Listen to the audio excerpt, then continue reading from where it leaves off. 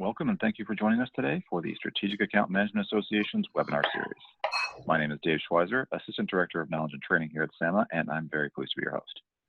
SAMA is a global knowledge sharing and networking organization devoted to developing, promoting, and advancing B2B strategic customer supplier value, collaboration, and learning.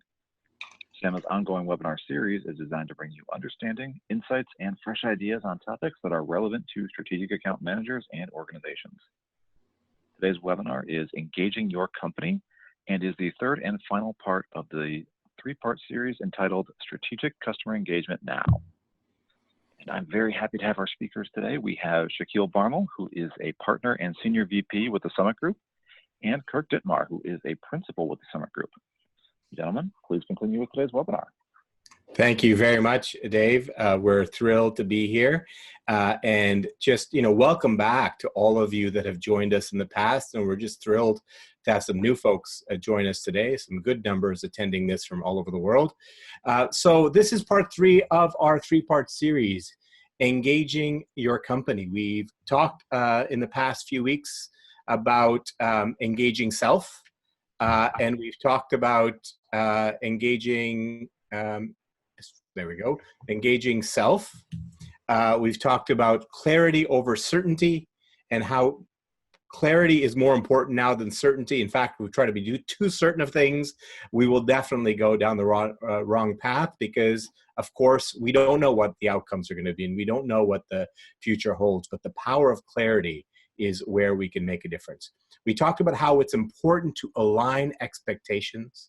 Aligning expectations of what others have of us and what expectations we have of others will be key to managing our energy. And having candid conversations about misaligned expectations will be critical. We also talked about personal practices, and we focused quite a bit on 2 of them in particular.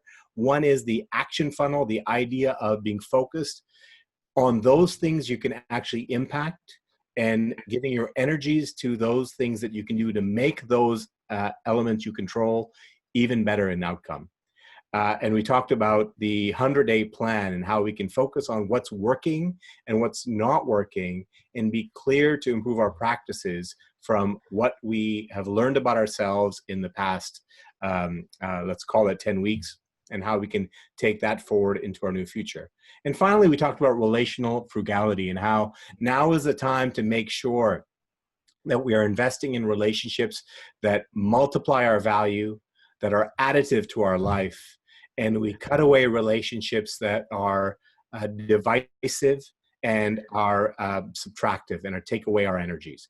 And if you can address all those things, you can move forward with your customer engagement with a strong engagement of self. And then we talked last week about how it's important to engage the customer in this new reality and to have an intense focus on fortifying your customer's future. That is what they're seeking right now. They're seeking partners and people in their corner that can be completely directing the resources towards making them successful in their future because they're needing help, they're open to guidance, and they're looking for insights, hindsights, and foresights. We talked about the emerging skill sets and mindsets and how those are going to elevate you as a SAM if you are able to embrace them. And we're going to touch base on some of those mindsets and skill sets in a little bit. And we talked about moving towards business continuity and business alignment in helping both your customer, and what we're going to talk about today is your company being aligned and operating in a manner that allows them to keep going. And we're going to talk a little bit about 4 models of operating in continuity today. And so now today, we're going to talk about engaging your company. And specifically, we're going to focus on how, as a SAM, your role is to accelerate the alignment between what matters to the customer and what your organization can bring to the table. We're going to talk about the box inside, and we're going to talk about how You can engage and leverage the complexity and the talent and the resources inside the organization throughout departments and functions to bring the best of what you have to offer. And we're going to talk about the inside acumens, the skill set and mindset that you will need going forward to fully engage your organization. We're going to get started, but Kirk, anything that you want to add? No, I think we're ready to roll, Shaquille. Thanks. Excellent. Thank you. Okay, so tall order for the SAM. And we want to start off today's session with a little bit of conversation about the role the SAM plays in the business resilience of the organization, or at least assessing the business resilience in the organization. And I wanted to offer you a framework that I have picked up from a professor of strategy at the Richard Ivey School of Business. He offered this several weeks ago as we were just getting into the pandemic as a way of thinking about the resilience of your business. And I offer this to SAMs on this call to be able to evaluate where their business is. So we have two matrices here. We've got financial resilience on the vertical. By financial resilience, we mean the ability to have cash, the debt structure. Do you have low debt? Do you have access to credit that is favorable? Or do you have a strong partner or parent that can help you subsidize and help you strengthen yourselves in your business going forward? The horizontal axis is business model resilience. What are the fundamentals of your business? Do you have a good margin? Do you have strong customer loyalty? Do you create value? Do you deliver a quality product? Is your product a staple or an essential service? Does your business model require you to have a lot of upfront cash to fund your operation, or are you able to operate and deliver with a low cash need and get your cash from your customers to fund your operation? This is an important one. Is your business either digital today, or is it easily digitizable? Or do you have a business model that can operate where physical distance works? Or is it a high-touch model? If you evaluate the strength of your business model resilience against your financial resilience, you'll be in a position to understand how your business, your own company can move forward.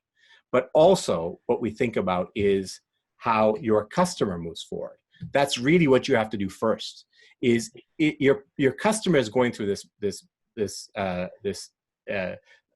approach as well. So if your customer has high business model resilience and high financial resilience, they'll be in a position to thrive. They'll be looking for expansion. They'll be looking to grow and looking to invest in new opportunities. If your customer is low on business model resilience, for example, their business is not digital or it can't be digitized, and they have low cash or very high debt or no access to credit, they might be in survival mode. And the way you approach your customer, whether they're in thrive, strive, survive, or drive mode, will be critical to the way you move forward in supporting your customer. But as I mentioned, your company is also in this box, and being able to think about what position your own company in is critical. Because as a SAM, you have to balance the needs of both your customer and your company. That's really critical going forward. It always has been, but even more so now. Now, of course, it's not as simple as most of you carrying one customer.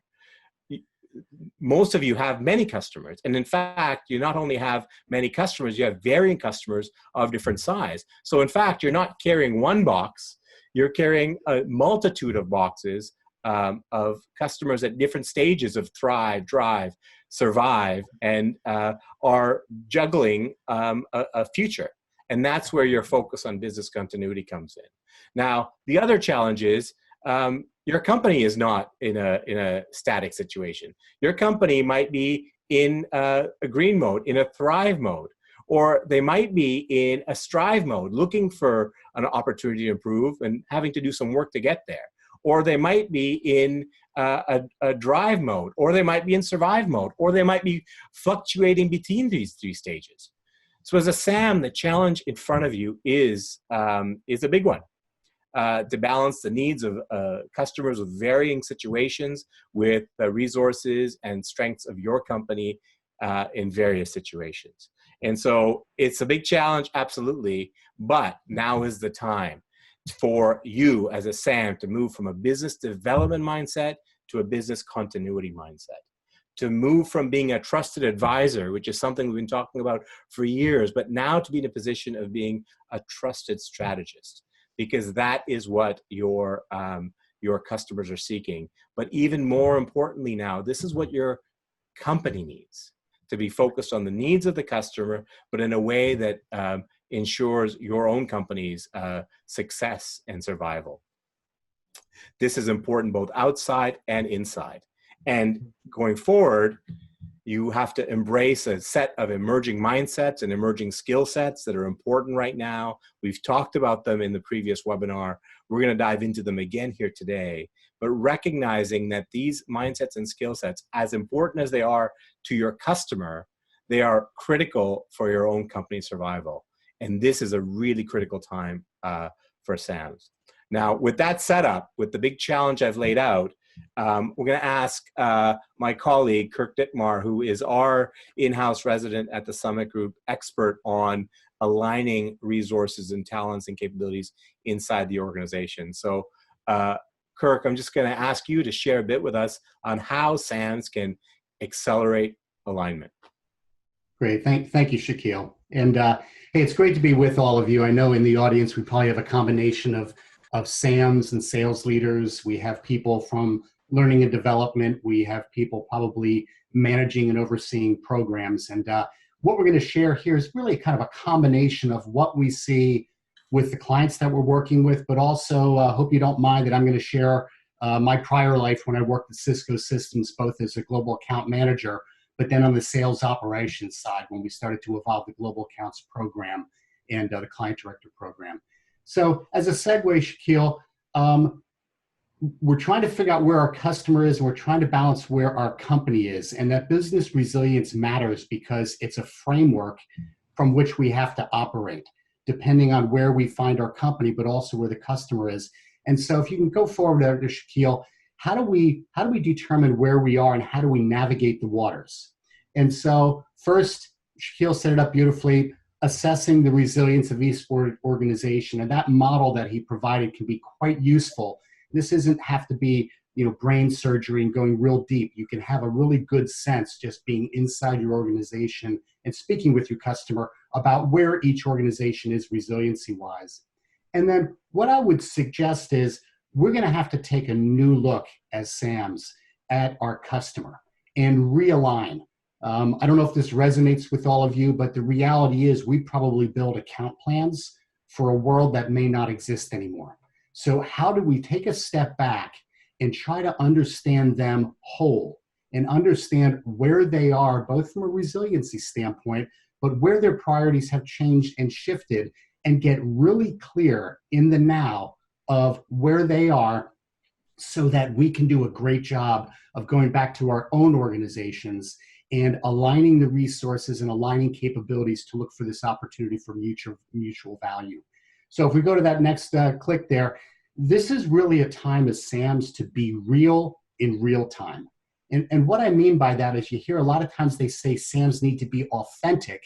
And while we agree that's true, it might not be authentic to me to be able to push the customer a bit or maybe speak truth to power in my own organization. And as SAMs, we've never been needed more by our organization and our companies to be able to speak real in real time and really call it for what's going on both within our own organization and within the customers. So let's talk a little bit about accelerating alignment. And by the way, 3 topics here. Accelerating alignment, we'll talk about the box inside, we'll talk about inside acumens, and I'd like to have this as a bit of a conversation. So I'll go through some thinking, share a couple things that we find are working well, and then Dave, we'd love to maybe open it up and see if there are any comments or questions from the group. So just 2 points. When thinking about aligning with the customer, I set the stage for this notion of rediscovering the customer. and who and what matters most now. You know, the reality is that the account plans that we built were probably on a very long time horizon, maybe a year, 2, 5 years, whatever your account planning cycle is. But right now, we have to work in a much tighter timeline and make sure that we're really clear about what matters most to them and also what changes have taken place inside the organization. So whose roles have changed? Who carries the horsepower now in the customer based on their reactions to COVID and now the craziness with all the, especially in the US, with all the, you know, the protests and things going on. We've got some folks out there right now that are trying to reassess and gain some clarity around what matters most to them. So the idea here would be their worlds have likely shifted significantly. How do we get really clear around who matters most and what matters most? And obviously that has a lot to do with our ability to re-engage the customer and not go in with a preconceived mindset and not go in with how do we hold our account plan dear and still execute on it. So I'll talk in a couple minutes about some ideas about how to overcome that. The other side of this, and it's a term that I like to use with clients, is this notion of outputs as inputs. And it really came from talking to some senior executives at a number of our top clients that said, we have to stop moving from building account plans that are based on what we think we know and make sure that we're building strategies and plans on what we know we know. And if we engage our customer well, the outputs from those conversations, from clarity around their priorities, who matter most, what they're trying to get done, their KPIs and metrics, the outputs from those conversations are the inputs that are critical to then how we develop our account plan. So if we start thinking a little about some things we can do, one of them is ensure that we're seeing the customer whole. You know, I would encourage all of you to take a look at your account plans. And, you know, all the account planning templates are quite different as you go across different companies, but make sure it works for you. And what I mean by that is make sure that you've got some principles and tools up front in that account plan that help for you to accurately reflect and capture what the customer cares about. I mean, I hate to say it, but I came from Cisco Systems, and years ago, many of the account plans had very little upfront about the customer. It was all around what we're executing on. So being real in real time, call it out. Take a look at your account plan, and your job is not to go back and get everybody to change the templates. But what I'm saying is, are you able to think deeply and not only understand what they care about the customer, but why and what they're doing about it and who else is aligned around these initiatives? So do whatever you can to make sure that before you move into planning mode, we're absolutely clear what matters most and who matters most to the organization. The other thing that I would offer, and then we'll come up for maybe some questions and thoughts here, would be the one thing that we've seen our top clients doing right now is they've moved to a much shorter timeline in terms of their planning.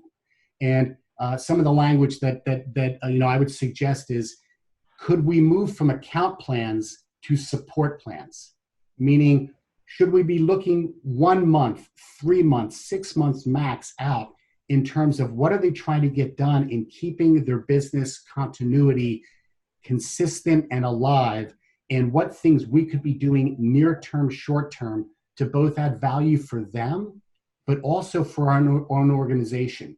Because we all know balancing the role of the SAM is not just doing whatever the customer wants, but making sure that we're actually achieving the business objectives and goals of our own organization and being honest in that dialogue, because there may be some things that we used to be able to do for customers that now through this transition and the market we find ourselves in, maybe we can't do those things. The last thing I would offer there is that notion of expanding company resources and assets. What we mean simply is this: you sell really great stuff, but the reality is it could be your other people, resources, insights, learnings from customers of what's working, what's not working. Are there any assets and resources that we can pull from our corporate cupboards to bring to bear to the customer to help them achieve what they're trying to get done in the near term?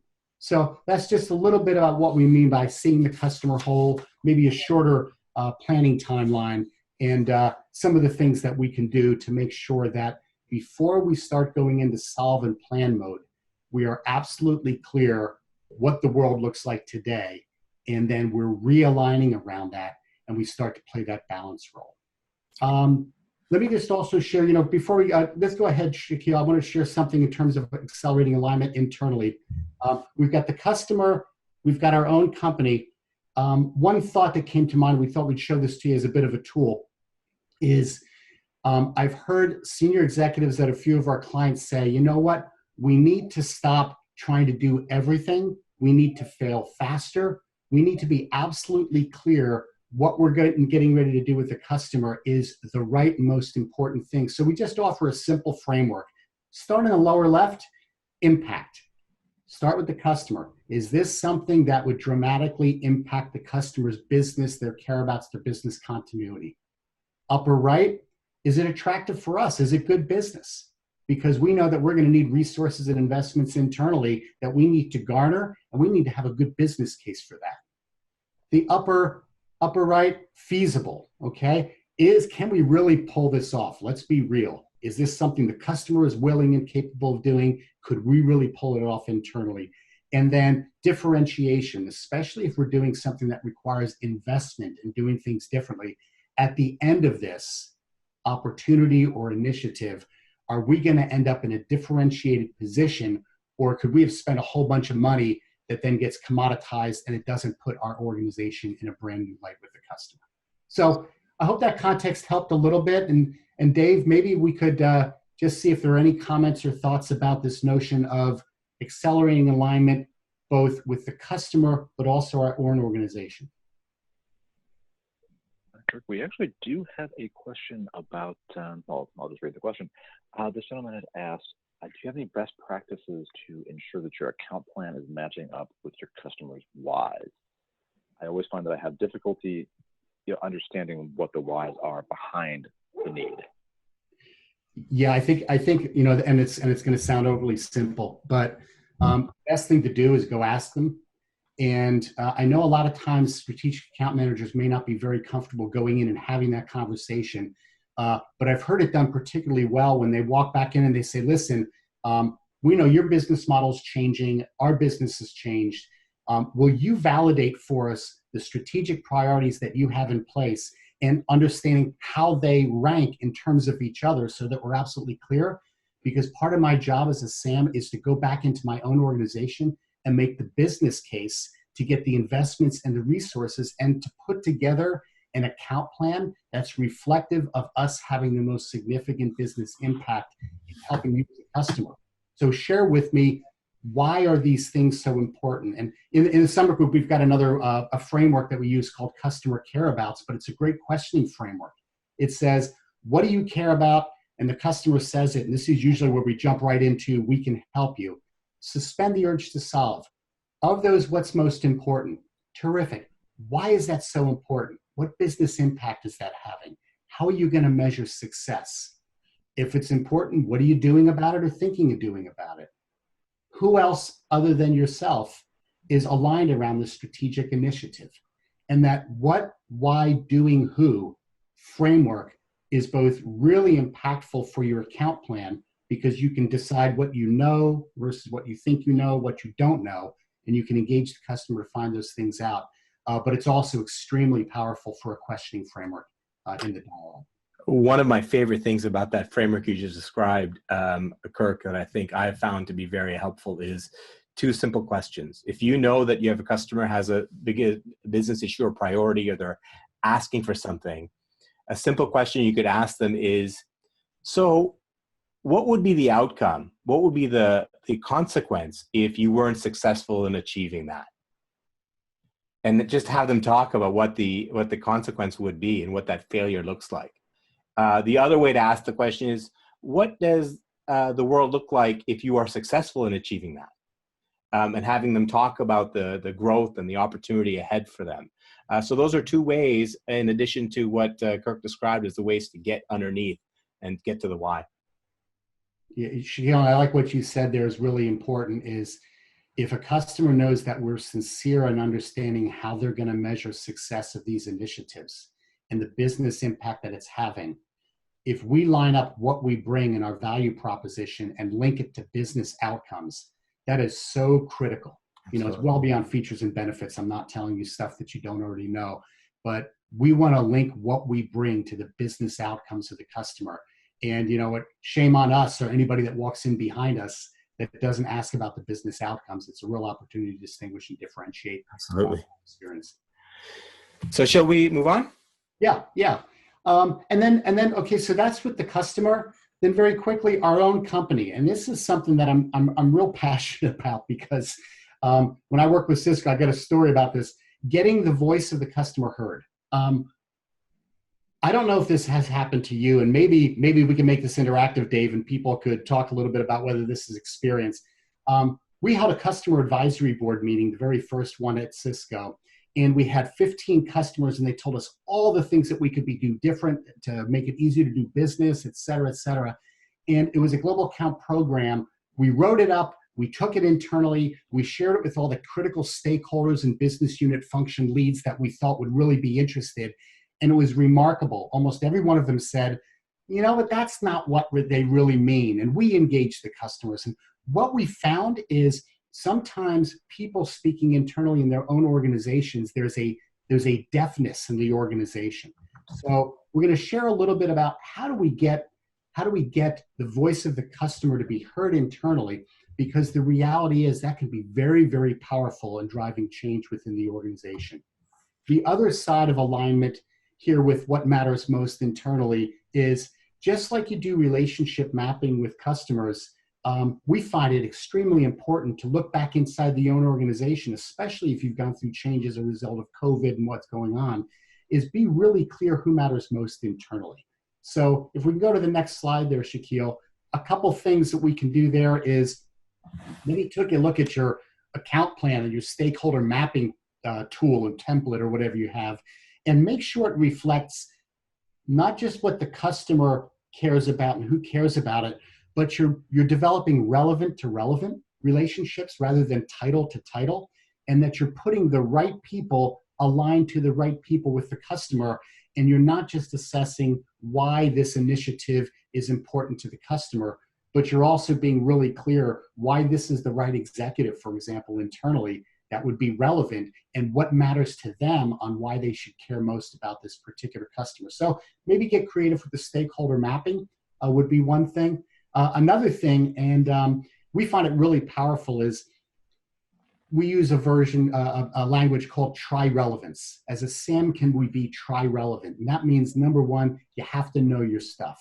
But number two, do we have the business acumen and the financial acumen to be credible in business conversations, both with the customer and with our company? So we just offer this one framework. Shaquille, if you can go to the next slide. And it's a one-pager, so you can imagine these two slides are on top of each other. But it's just a one-page business case that can be very powerful for sharing what you're trying to achieve with the customer internal. But then also, I work with a large global pharma company that's done a beautiful job of helping their customer write their own one-page version of this when they go back into their organization when they're trying to get things done. And it's very simple. You know, what's the initiative description? Maybe the internal, external value prop. What's the value to the end customer, consumer? In healthcare, it's patient. For some of you, it might be employees in the company. What's the value to the customer? What's the value to the company? What are the KPIs and metrics that we would measure in this thing? What are some of the success metrics?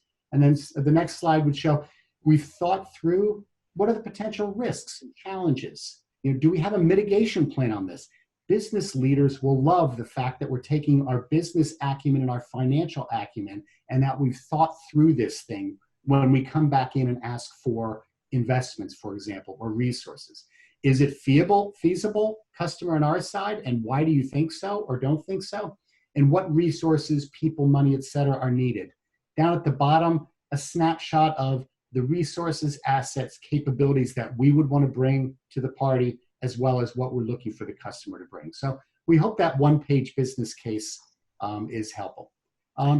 David, come up for air here for a second. Any other questions come in when we started talking a little bit about alignment within our own organization?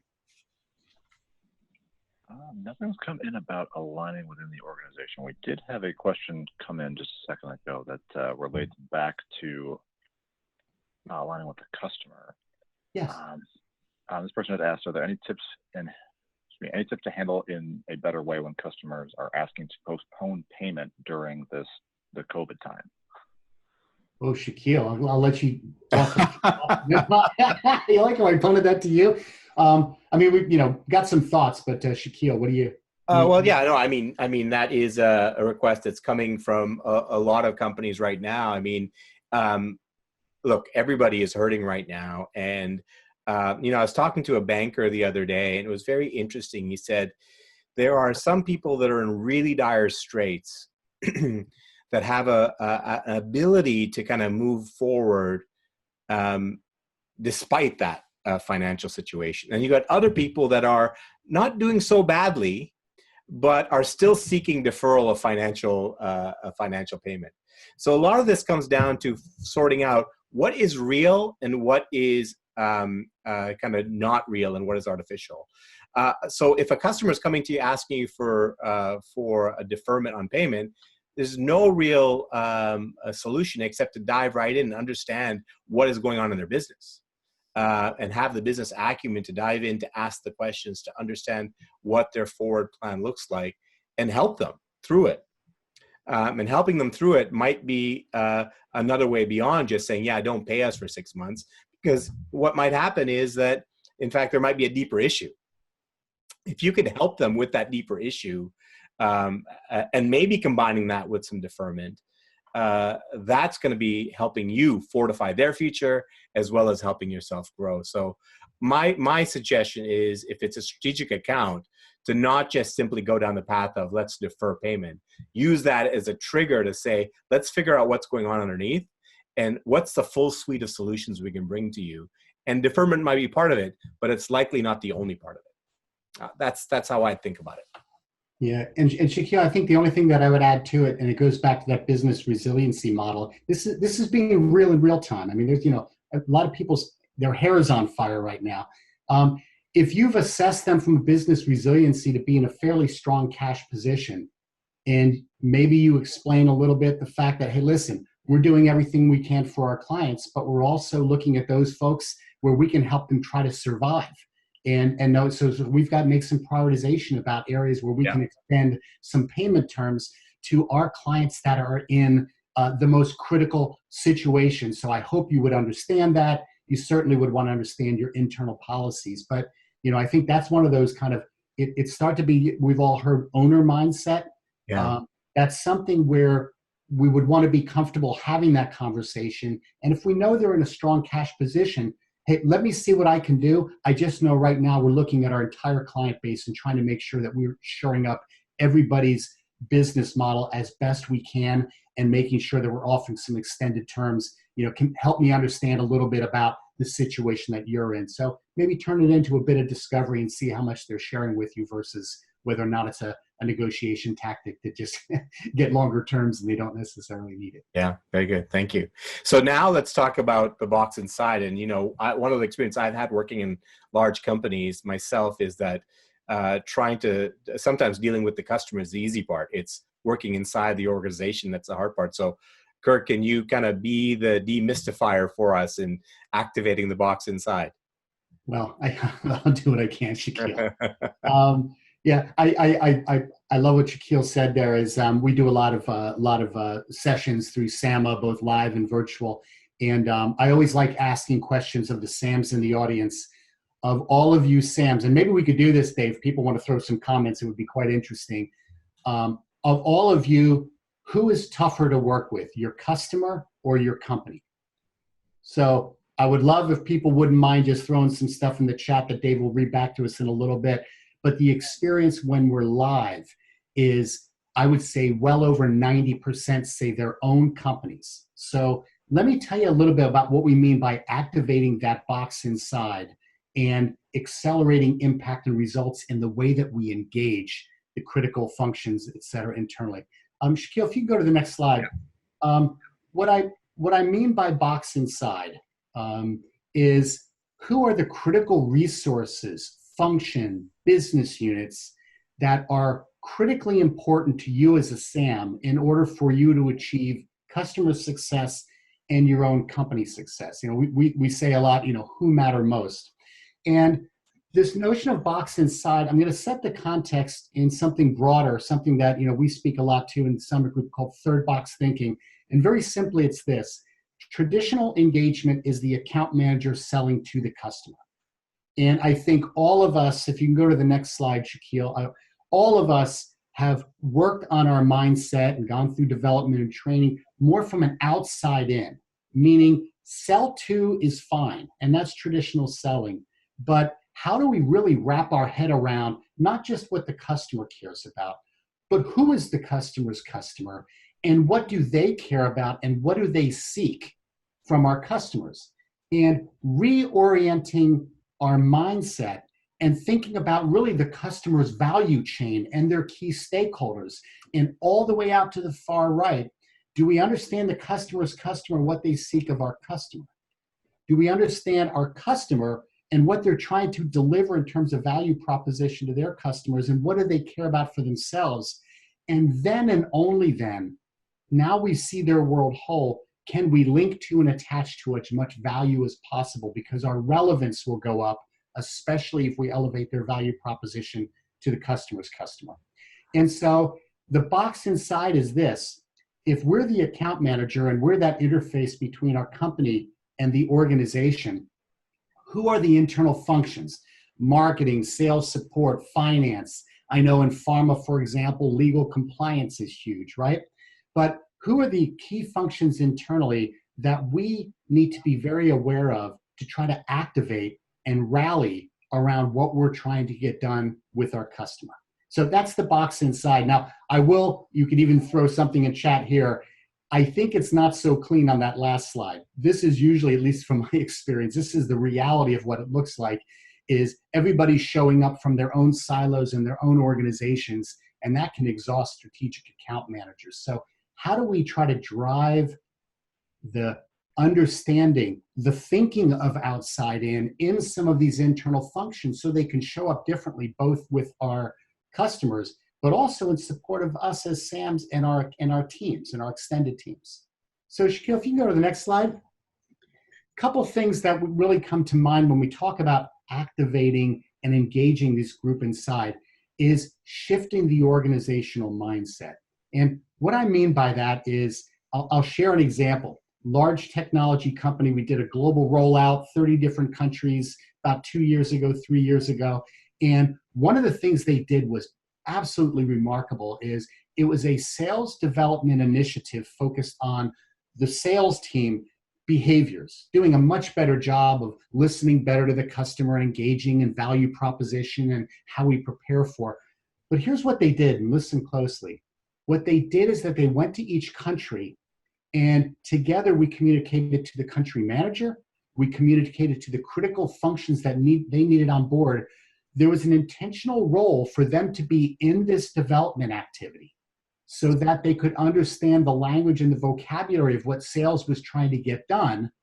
And because as a courtesy, we want to make sure that we're working as an extended team.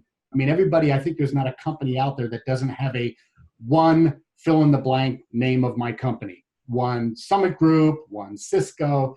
And what they did is by including these key leaders in the functions in a development activity and giving them a formal role, by osmosis, they went through the training and development, and light bulbs were going off all over the place because these functions like finance could see what we're trying to get done with the customer and the customer's world. And they started thinking about how their organization could show up differently, both with the customer, but also in support of the strategic account manager team. So that's one thing, is can you get them involved in thinking differently, outside in, customer centricity, whatever you want to call it. If we can help shift organizational mindset, my personal opinion is that's one of the most important things a SAM can do. You are really the tip of the spear in transforming key parts of the organization through the voice of the customer and also engaging them in the way that you plan and the way that you execute. The second piece is something that referring to as installing a new DNA. And what I mean by that is we probably have an operating model in the way that we show up as SAMs. We go to account reviews, we do account planning sessions, we have bi-weekly meetings, we have monthly meetings, and we've got a core and an extended account team. We've got all of these things that we've been operating in over the last number of years. Is there a new way that we want to show up? That's what we mean by a new DNA. Is there a different way that we can engage some of our executives in meetings, in customer meetings? Is there a way that we can structure some of our meetings that we're managing with our team? And Shaquille, maybe a couple of thoughts on things that we can do because it ties to that. The integrate the critical crowd is just simply this. Who are those critical people internally that you need on your side? That you need the support of their organizations to achieve what you're trying to get done, both around your objectives as a SAM, but also on behalf of the customer. And how do you integrate them and weave them into customer meetings that then let them hear from the customer directly so you don't have to sell the ideas of the customer? Are there ways that you can integrate the critical crowd and people into maybe some development activities or account planning sessions that you're running? Have them be a part of the process that you're going through. I can tell you from those sessions that we did in that large global rollout, it was remarkable.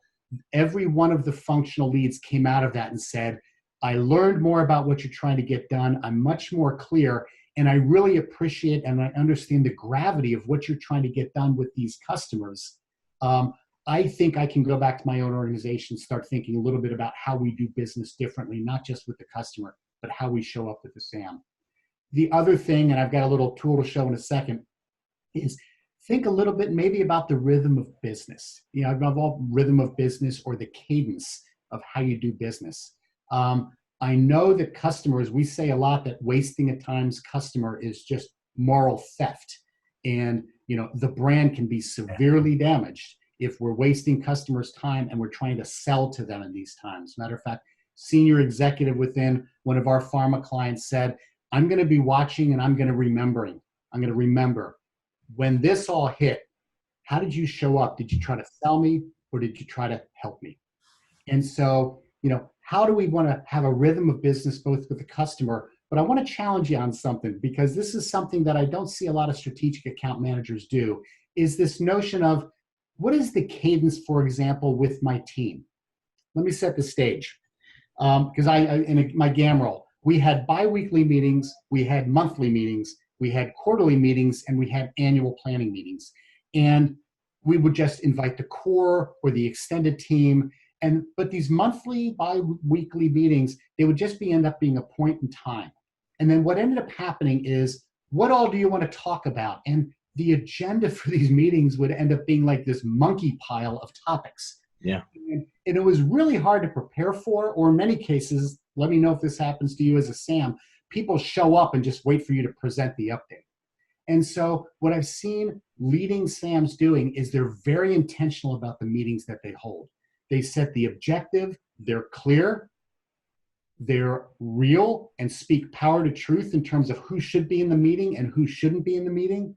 And so when these meetings are held, for example, if we've got a strategic planning meeting where we have some key internal executives showing up, the worst thing we can do is not be disciplined in how we manage that session and allow a bunch of tactical, operational topics into it. Because from my experience, you start doing that and you mix the strategic and tactical and it's things that they don't care about, they stop showing up. So this was just some thinking. As a SAM, you know, 2 times a year, maybe there's strategic thinking meetings. This is where we're letting the line out and what's possible and re-looking at our customer and thinking about our own company. That's a very specific objective. And that's probably very specific people that should be in that room and others that probably shouldn't. In our strategic planning, maybe quarterly, defending that objective and that meeting's framework versus the bi-weekly that may be more around execution, governance, or operations. So just a couple thoughts there. I thought that was kind of interesting. Let me throw it back open to either Shaquille or Dave. Any thoughts or comments come in through the chat?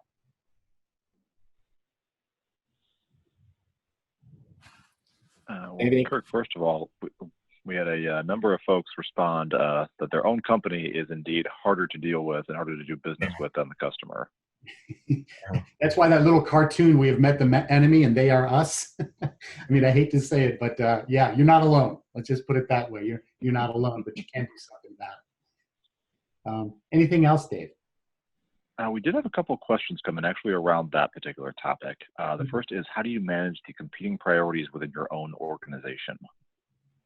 Wow, that's a huge one. I mean, that's, in my view, that's probably one of the toughest jobs of the SAM, is to make sure that what we're trying to get done is impactful enough and compelling enough and urgent enough that you get the internal attention. I think for me, I go back to that business case, that one-page business case. Exactly. And I don't know if this is, I'd love some feedback from the group. We find many times that we are really, really good in engaging customers and value propositions, speaking the language of the customer, but many times we don't take that same care and effort when we come inside the organization. So I'd really encourage you to treat internal stakeholders, if you're not already, as customers. Use their language and vocabulary, understand their why behind their what's, and make sure that if we're coming in and we need to get up that competing priority scale and make sure that this is compelling, that we do a really good job of articulating that and telling that story internally. I think the other thing that's foundational is we need to understand those competing priorities ourselves and make sure we're not pushing a rock uphill, and understand the reality of our own company, because we might have to go back to a customer and say, you know what, not going to happen.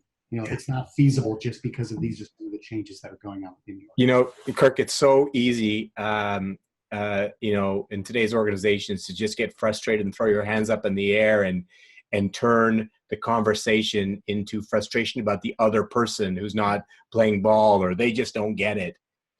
I mean, you can only control yourself. So the onus really is on you to architect the conversation, to make it clear what the business impact is of what you're bringing to the table, of what the customer's issue is, in order to bring other people along.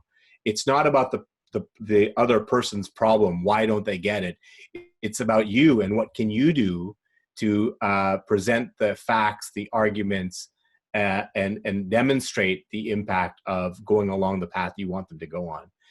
And then being open to their feedback and their ideas and their insights, and trying to create something even better and stronger than before. But you go down that path of blaming the other person or saying they don't get it, that's not moving you forward.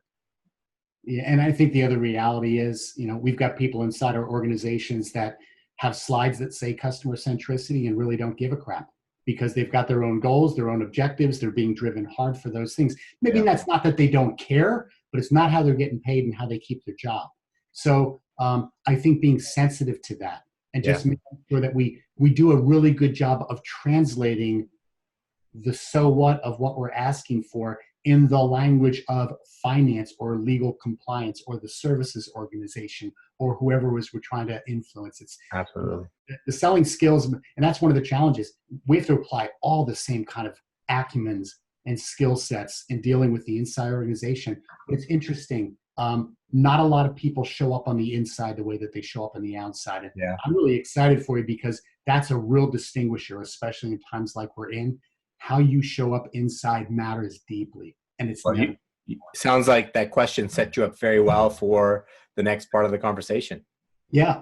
So we'll go through this, and maybe Dave will come back to some questions, because this is maybe a bit of a setup. So, we use the language here.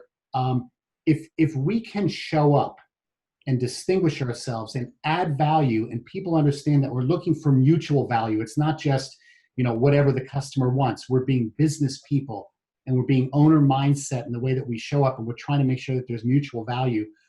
What are some of the key acumens that will give us the keys to unlock the door to that mothership so it's not so darn hard? And I know some of you probably have a number of best practices about how you're doing these things. But if you go to the next slide, Shaquille, 4 areas, okay?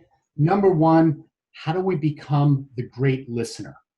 What's really different around the times that we find ourselves in now is we have to be emotionally sensitive. And let's hold off on the second one, Shaquille.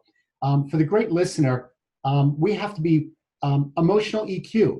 We have to be really empathetic to where they are in that business resilience model, where this person is. They might have just put 50% of their staff on furlough. So we want to be listening for what they say and also what they don't say. And it's going to require a real sensitivity and emotional intelligence to meet people where they were. If we go back to that one pharma exec that said, I'm going to remember whether you were selling to me or whether or not you were trying to help me. The second part of it, and it's so critical in sales, and it's one of the most poorly developed skills, I believe, is structured listening. And are we really listening to understand, or are we listening to respond? Said another way, are we asking questions that we want answered in order to sell what we came in to sell? Or are we really authentically listening to more deeply understand them so that we can then later on think about where we can help and where we might not be able to help? So the great listener. The next one is hugely important, the great reductionist. How do we create simplicity out of the complexity? I don't know about all of your organizations, but I think part of your challenge, because it's harder to work internally, is you probably have a ton of products, a ton of services, a lot of different functional organizations. A couple things, how do we articulate that, what we're trying to get done, and do it in a very simple way, in their language, do the translations. You know, I think about all the acronyms that we use sometimes when we're out there selling our stuff, or really whiz-bang product names. How do we try to simplify the dialogue and especially not bring our complexity to the customer? So how do we simplify things for the customer and for the inside organization? And sometimes that means not giving them 14 pages of justification. Net it out, one page. What does it mean for them? What does it mean for the company? What does it mean for the customer? This is why it's feasible. Let's go. The other part of it is in being a great reductionist and being able to simplify complex situations, issues, and themes, people will resonate with the loyalty to new logic. What we mean by that is in your organizations, many people are wed to nostalgia. This is the way we've always done it. Let me know if you've heard that before. And for them to do anything different that you're asking of them is going to require that what you share with them is logical. And it makes sense to follow the new logic and rather than being loyal to the past. So really being good at not minimizing, but simplifying complex themes, ideas, thoughts. The third area is becoming the great explainer. So if we've listened well and if we've reduced it, how do we speak the language of the stakeholder?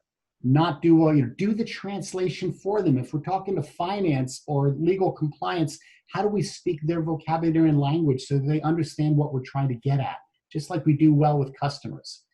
And explaining also, making sure that we're being as clear as possible and clarifying what we're trying to get done without convincing. Because I don't know about you, but anybody that tells me that they're certain that they know when COVID's going to be over and when the market's going to go back to the new normal or whatever it is that they're going to say, that's somebody that I'm going to keep my distance from, because certainty is really an anchor around the ankle of a SAM right now. So getting clear and being clear is one thing. Certainty, arrogance, hubris, something we want to be careful of.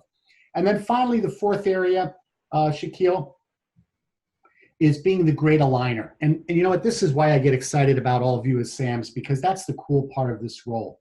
How do you align what the customer's trying to get done and what you're trying to get done within your business? It's a critical role. You have actually a very unique position in the organization. You're probably one of the very, very few in your company that doesn't have a narrow view from a focus of functional organization or product area, and has a complete view of the customer. So what you can see is a very unique perspective. So how can you be the great aligner? How can you show up on the inside and share where the mutual value is and what's in it for our company and our customer and for end customers? How do we be realistic? We like to say realism is the new optimism. We show up as optimistic and trying to sell them, they're going to push back just like the customer would.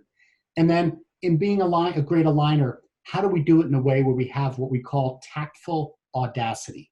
What we mean by that is we're willing to speak truth to power. We're willing to put our necks out there and be honest and candid about where things are. We know executives are making business decisions and investment decisions off a pipeline, and they're looking at these top accounts. How do we have the guts to show up and speak truth to power?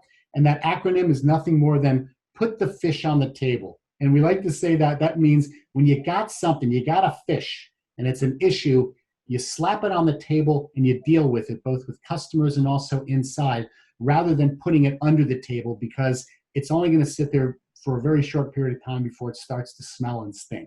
So become the great listener, become the great reductionist, become the great explainer.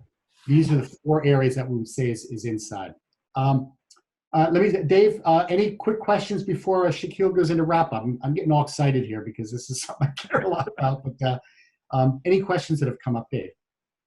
We did have one person ask if you could go into a little more detail on speaking truth to power and any best practices you have around that.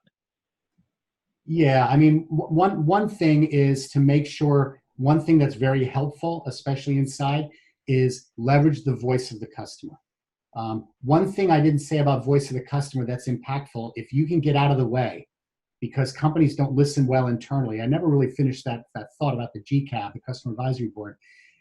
Put them in front of the customer, because it's remarkable. Sometimes we speak about the voice of the customer, what we're trying to get done. People don't listen very well. They get in front of the customer, they get it, they cave, the sun comes out, and the stars align. So that is one way to speak truth to the power internally. I think the other way is to do it with a really strong business case. They will appreciate your sensitivity, your authenticity, and being real around it. They're going to sense you're not trying to sell them, but you're being very real about whether or not this deal, this opportunity, this customer is even going to stay around, based on what we're trying to do to help them. So that would be my. I'm gonna recommend a book here that I've come across that is really helpful.